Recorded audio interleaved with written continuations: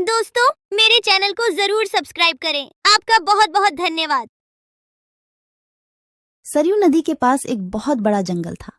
उस जंगल में काफी सारी जानवर रहते थे जो प्यास लगने पर नदी में आकर पानी पीते थे। नदी के दूसरे किनारे पर एक और छोटा सा जंगल था जहां बहुत कम जानवर थी। एक दिन बड़ी जंगल का छोटा खरगोश सरयू नदी के पास आकर पानी पी रहा होता है। तभी नदी के दूसरी ओर खड़ा एक बाघ उसे देख रहा होता है। यह खरगोश आज मेरा भोजन बन सकता है। वैसे भी मेरे जंगल में अब शिकार करने लायक जानवर बचा भी नहीं है। क्यों न मैं नदी के उस पार वाले जंगल में जाकर शिकार करूं। और वैसे भी वह जंगल बहुत बड़ा है और वहां का शेर भी मूर्ख और शाकाहारी है। पता नहीं ऐसे शेर मर क्यों नहीं जाते। बाघ खरगोश को देखकर शिकार करने की सोचता है और शिकार करने की लालच में नदी के दूसरी ओर चला जाता है। अपनी ओर बाघ को आता देख खरगोश वहां से भागने लगता है, पर तभी बाघ उसे आवाज देकर रोक लेता है। अरे खरगोश, मुझे देखकर कहाँ भाग रहे हो? तसल्ली से पानी पी लो भाई। मैं तो बस तुमसे बात करने आ रहा था। क्या तुम सच बोल रहे हो? हाँ, मुझे तुम्हारे जंगल का शेर सिंह के बारे में बात करना है। मैंने सुना है कि वह तुम्हारा बहुत चिंता करता रहता है। खरगोश समझ चुका था कि बाघ उसे अपनी बातों में फुसलाने की कोशिश कर रहा है। इसीलिए खरगोश उसकी बातों का कोई जवाब नहीं देता और तुरंत वहां से भागने लगता है। परंतु खरगोश बाघ से तेज नहीं भाग पाता और बाघ उसका शिकार कर लेता है। यहाँ के जानवर बड़ी आसानी से शिकार हो जाते हैं, तो क्यों न मैं इसी जंगल में रहकर आसानी से शिकार किया करूं। बाघ अभी इसी जंगल में रहकर ही शिकार करता रहता है। इस तरह से जंगल में जानवर कम होने लगते हैं। एक दिन अरे लोमड़ी, मैंने सुना है कि तुम अपनी सहेली से मिलने के लिए दूसरे जंगल में जा रही हो। हाँ, लेकिन तुम्हें मेरी इतनी चिंता क्यों हो रही है?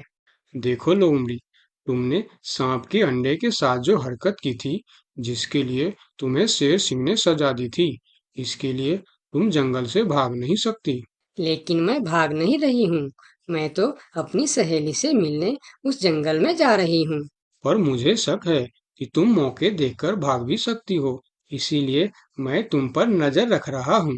देखो भैया, मैं शेर सिंह की हुक्म का पालन कर रही हूँ, लेकिन तुम अपना ड्यूटी ढंग से नहीं कर रहे हो। क्यों?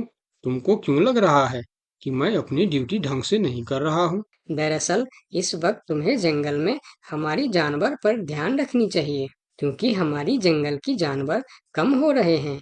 सुना है जंगल में कोई शिकारी घुस आया है, जो हमारे जानवरों का शिकार कर रहा है। लोमड़ी, तू चालाक है, ये मैं जानता हूँ, लेकिन मैं भी इतना बेवकूफ नहीं हूँ, ये तू जान ले। मैं तेरे बातों में नहीं आने वाला। याद रखना, अगर आज तुम मेरे बातों पर यकीन नहीं करोगे, तो तुम भी किसी दिन कोई शिकारी जानवर का शिकार बन जाओगे। चाहे जो भी हो जाए, मैं तुम्हें यहाँ से जाने नहीं दूंगा। देखो, मेरा जाना बहुत जरूरी है। मैं 2-3 दिन में वापस आ जाऊंगी। मुझे जाने दो। ठीक है, मैं तुम्हें जाने दूंगा, लेकिन मेरा एक शर्त है। शर्त? कैसी शर्त? यही कि तुम्हें उस जंगल के थाने में जाकर रोज हाजिरी देनी होगी। मुझे मंजूर है। लोमड़ी को पता था कि जंगल से जानवर कम हो रहे हैं, इसीलिए वह हाथी की शर्त मानकर वहां से चली जाती है। वहीं दूसरी ओर हाथी जंगल की निगरानी करने लगता है। तब दिखता है कि जंगल से कुछ खरगोश गायब है। इस चिंता में कई खरगोश आपस में बात भी कर रहे होते। देखो भाइयों, हमें सावधान रहना होगा, क्योंकि जंगल से खरगोश गायब हो रहे हैं। हाँ, लेकिन इस बात का फरियाद हमें शेर सिंह को करनी चाहिए। तभी खरगोश की बात सुनकर हाथी उनके पास आता है। क्या हुआ है भाई? तुम सब आपस में क्या मीटिंग कर रहे हो?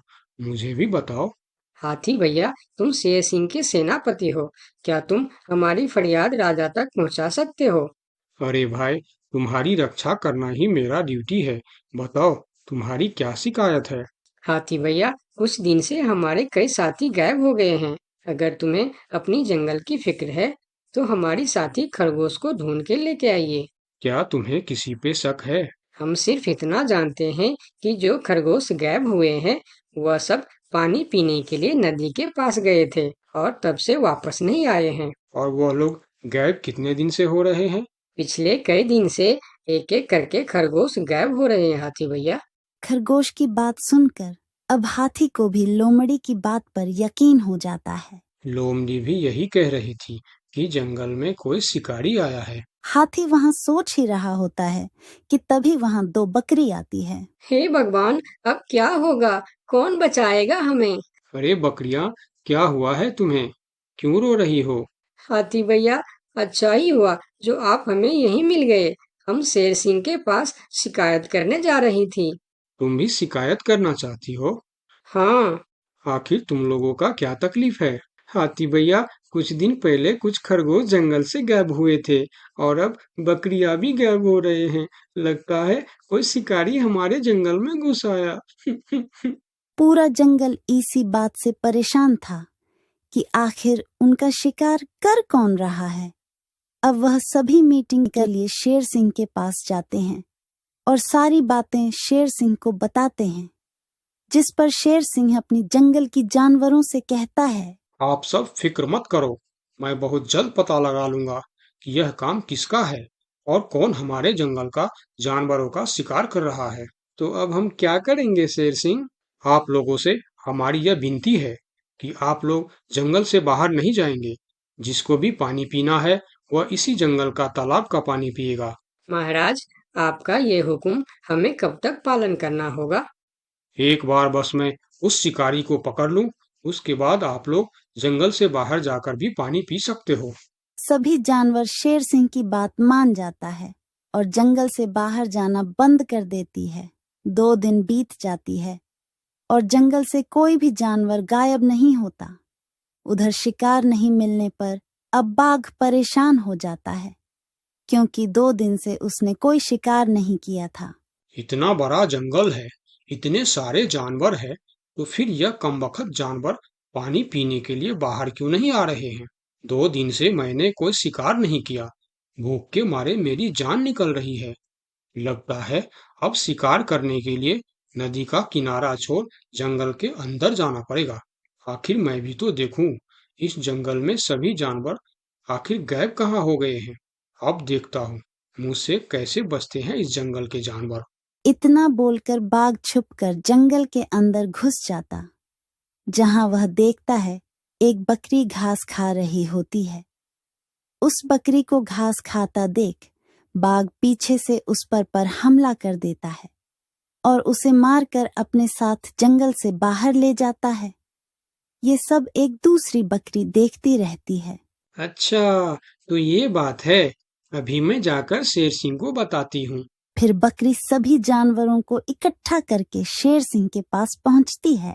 महाराज, हमारे जंगल में दूसरे जंगल का बाघ घुस आया है और वही हमारे जंगल में शिकार कर रहा है। महाराज, वह बहुत तेज और बहुत दुष्ट शिकारी है। उसने हमारे सामने ही हमारे साथी को मार डाला, जो मैंने अपने आंखों से देख के आया हूँ। महाराज, अब आप कुछ कीजिए महाराज, नहीं तो हमारे प्रजाति खत्म हो जाएंगी। महाराज, अब कुछ करना ही पड़ेगा। अब आप कुछ कीजिए महाराज, नहीं तो हमारी प्रजाति खत्म हो जाएंगी। हाँ महाराज, अब कुछ करना ही पड़ेगा। सबकी बात सुनकर शेर थोड़ी देर सोचकर बोला, लोमड़ी कहाँ है? महाराज, वो नदी के उस पार वाले जंगल में गई है। शेर सिंह लोमड़ी के मदद से बाघ को पकड़ने का मन ही मन प्लान करके बोला, देखो, इस जंगल का जानवरों का रक्षा करना हमारा पहला कर्तव्य बनता है और मैं आप लोगों की रक्षा जरूर करूंगा। बस आप सबको मेरा साथ देना होगा। जैसे मैं बोलूंगा वैसे आप सबको करना होगा। हाँ, हम सब तैयार हैं महाराज। तो सुनो, आप लोगों में से कोई भी उस नदी के किनारे नहीं जाएगा और जब वह शिकारी को शिकार नहीं मिलेगा तब वह जंगल के अंदर आने के लिए मजबूर हो जाएगा और वो जब जंगल के अंदर आ जाएगा तब मैं जंगल के किसी एक जानवर को उसके सामने भेजूंगा। फिर जैसे ही वह मेरे भेजे हुए जानवर का शिकार करने जाएगा हम सब उस पर हमला बोल देंगे। मतलब हम में से किसी एक को अपनी जान खतरे में डालनी होगी महाराज। हाँ, मगर मौत के मुंह में जाने के लिए कौन तैयार होगा महाराज? वह तुम्हें कल पता चल जाएगा। शेर सिंह अपने गुप्तचरों द्वारा लोमड़ी को संदेश भिजवाकर उसे वापस बुलाता है। आपने मुझे इतनी रात में यहाँ क्यों बुलाया महाराज? लोमड़ी, मैं तुम्हारी सजा माफ करना चाहता हूँ, मगर तुम्हें मेरा एक काम करना होगा। सजा से छुटकारा पाने के लिए मैं कुछ भी करने के लिए तैयार हूँ महाराज। ठीक है, तो सुनो। लोमड़ी की हाँ करती ही शेर सिंह ने बाघ को पकड़ने का प्लान उसे बता दिया। महाराज, जब बाघ मेरा शिकार करने आएगा तब आप मुझे टाइम पर आकर बचा तो लेंगे ना? मैं शेर हूँ, कोई नेता नहीं जो वचन देकर मुकर जाऊंगा। तुम निश्चिंत रहो, तुम्हें कुछ भी नहीं होगा। अगले दिन प्लान के अनुसार लोमड़ी नदी के किनारे जाता है। शिकार को आता देखकर बाघ खुश हो जाता है। वाह, आज मुझे पेट भरकर खाना मिलेगा।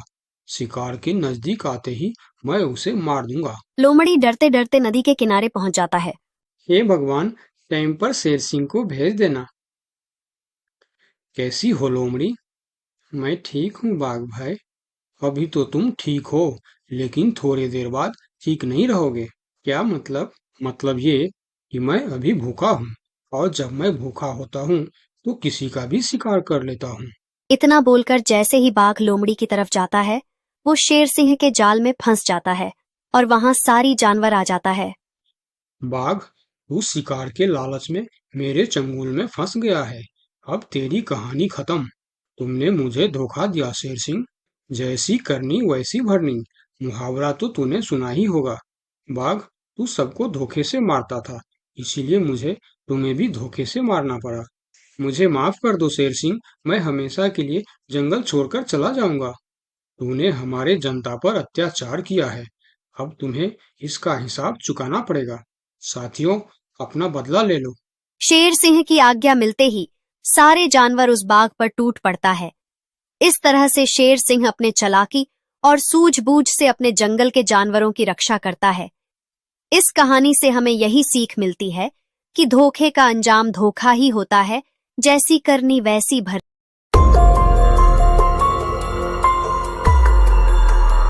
बहुत साल पहले की बात है। लक्ष्मीपुर के जंगल में एक पुरानी झील थी। वहां दिन में तो कोई घटना नहीं होती, पर थोड़ा सा भी अंधेरा छाते ही वह झील एक खूनी झील बन जाती। उस दौरान जो भी जानवर उस झील पर पानी पीने आ जाता, वह जिंदा वापस नहीं आता। कहाँ जाता, आज तक किसी को उसका पता नहीं चला था। यही वजह थी कि जंगल के सारे जानवरों ने, यहाँ तक कि जंगल की राजा शेर ने भी उस झील को खूनी झील घोषित कर दिया था। अब पूरे जंगल में कोई भी शाम को उस झील की तरफ जाने की हिम्मत नहीं करता था।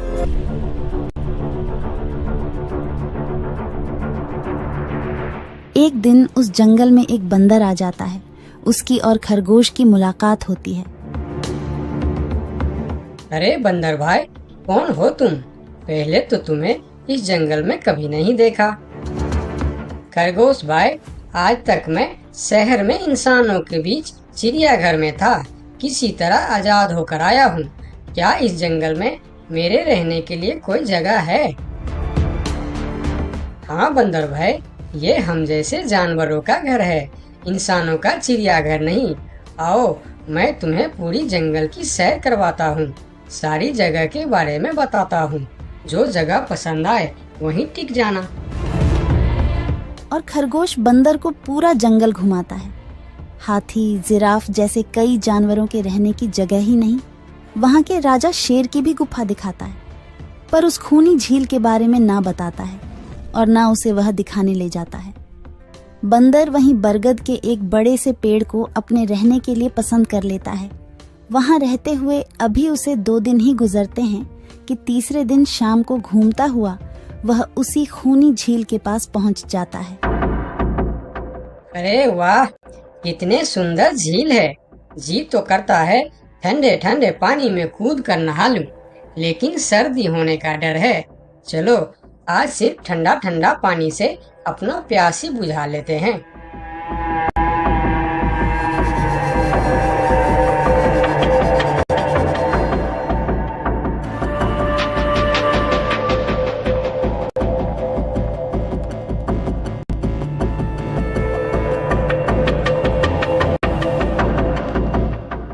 अरे बंदर भाई, तुम इतने डरे हुए क्यों हो? कहाँ से आ रहे हो? झील में पानी पीने गया था और जिंदा वापस आ गए। क्या मतलब? तुम्हें पता नहीं? वह इस जंगल की खूनी झील है। शाम होने पर कोई भी वहां जाता है तो जिंदा वापस नहीं आता। उसकी लाश का भी पता नहीं चलता कि वह कहाँ गायब हो जाती है। इसीलिए शाम होते ही कोई भी उस खूनी झील की तरफ नहीं जाता। ये हमारे राजा का आदेश भी है। कमाल है, मुझे तो पता ही नहीं। कैसे पता नहीं? तुम्हें वह खरगोश भाई ने बताया नहीं? लो, खरगोश भाई भी आ गया।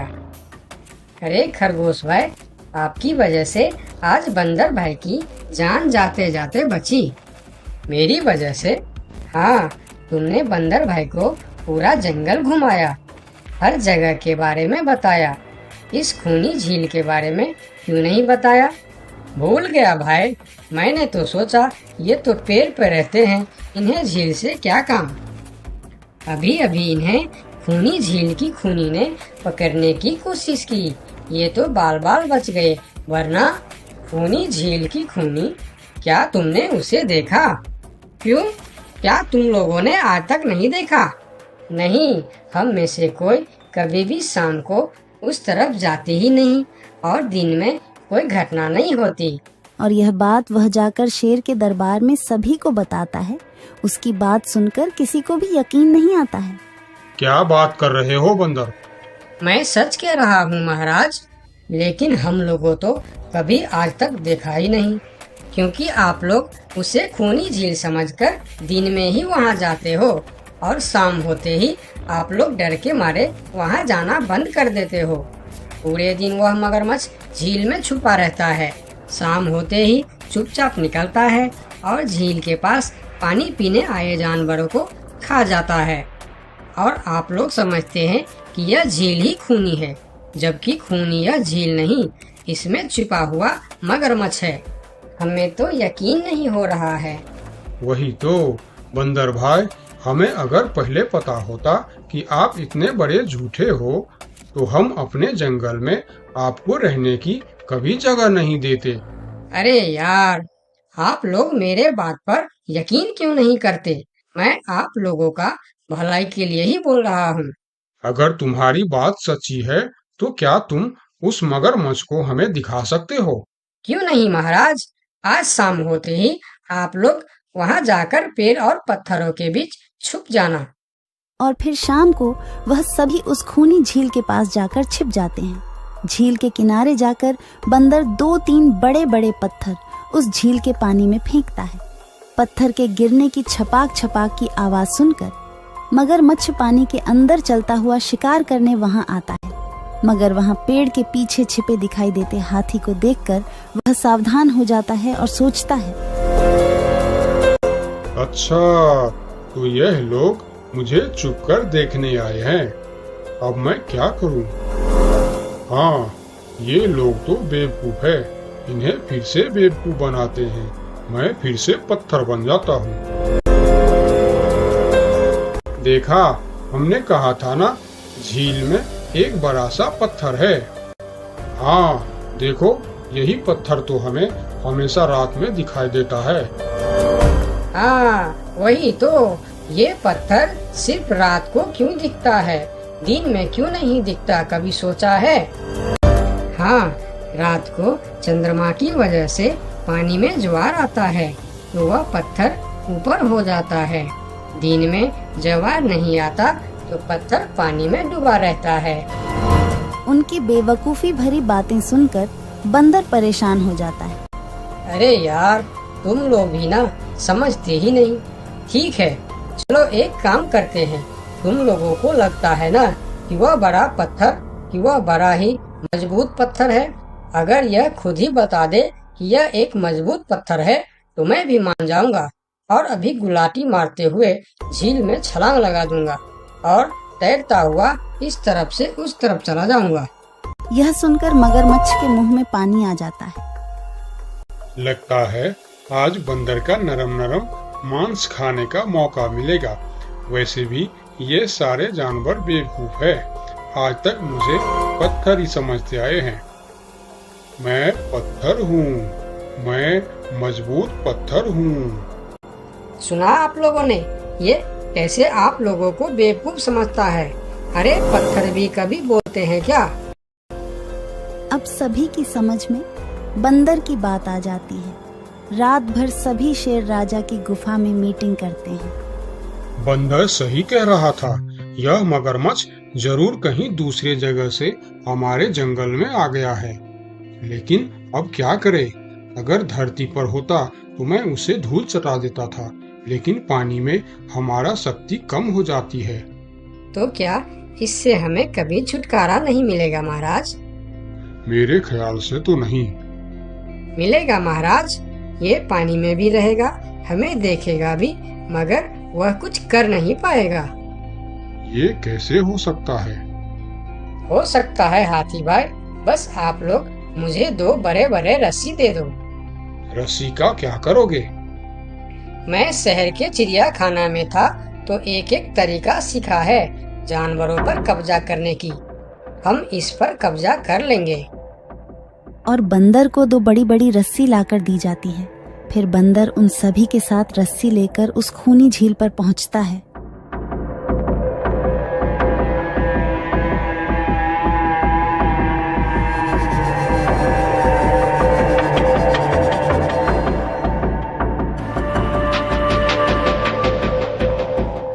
कल तक तो यह बंदर मुझे देखकर भागता था और आज पानी पीने आया है। लगता है ये भी दूसरे जानवरों की तरह मुझे पत्थर समझने लगा है। अभी इसे अपना निवाला बनाता हूँ।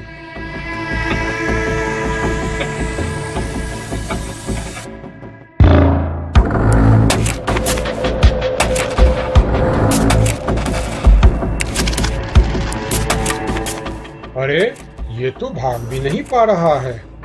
अब यह जितना ज्यादा फरफराएगा उतना यह फंदा कसता जाएगा और चुपचाप रहेगा तो फंदा ढीला रहेगा। जैसे यह फिर हिलेगा फिर फंदा कसता जाएगा। अब ना यह इससे छूट सकता है और ना पानी में जा सकता है। अरे वाह, फिर तो यह हमारा कुछ भी नहीं बिगाड़ सकता। अब हम सारे जानवर इस झील में कभी भी पानी पी सकते हैं, कभी भी नहा सकते हैं। अब यह हमारा कुछ भी नहीं बिगाड़ पाएगा। अरे वाह बंदर भाई, मान गए। आपने तो हमारी समस्या ही खत्म कर दी, वरना रात भर हमें प्यास ही रहना पड़ता था कि हमें झील में पानी पीने गया और झील ने हमें खा लिया। तो आज हमें एक बात समझ में आई है कि किसी भी अफवाह के चक्कर में हमें अपनी जगह छोड़कर नहीं जाना चाहिए, बल्कि उस अफवाह का समाधान क्या है वह खोजना चाहिए। क्योंकि कोई भी जगह खूनी नहीं होती, उस जगह पर रहने वाला खूनी होता है।